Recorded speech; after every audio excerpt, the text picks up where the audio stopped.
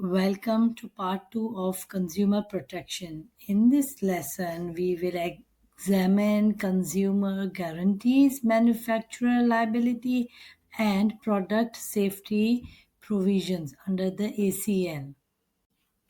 It is important to appreciate that the ACL is embedded within the Competition and Consumer Act 2010.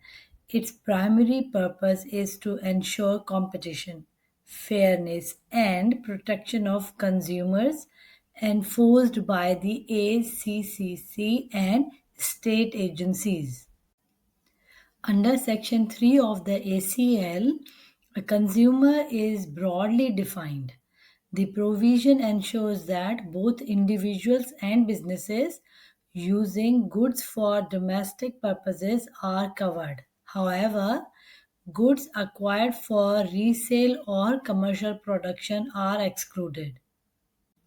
Section 54 establishes the guarantee of acceptable quality. In Thompson versus Axel, a shade was sold as a garage but failed safety requirements, breaching this guarantee. Section 55 provides that if a consumer makes known the purpose for which goods are required, the goods must be fit for that purpose. The Vioxx litigation highlights challenges in causation but remains central to understanding this section. These provisions ensure that goods supplied by description or sample meet expectations.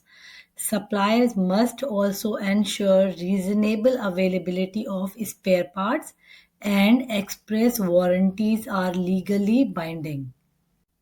The ACL extends protections to services. Section 60 ensures due care and skill, while Section 61 ensures services are fit for purpose. In Alameddine, unsafe recreational services breached Section 60, while in Moore versus Scenic Tours dealt with disappointing travel services. Manufacturers are directly liable for harm caused by safety defects. In Ethicon versus Gill, medical mesh products were deemed defective as risks were inadequately disclosed, reinforcing the importance of manufacturer responsibility.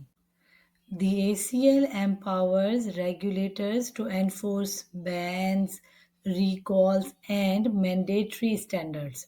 Suppliers must also provide accurate safety information to protect consumers. This brings us to the end of part 2 on topic 4 on consumer protection. Remember, mastering ACL provisions requires not just knowing the text, but also applying cases to demonstrate practical understanding. Good luck. Thank you for watching. I'll see you in the next lesson.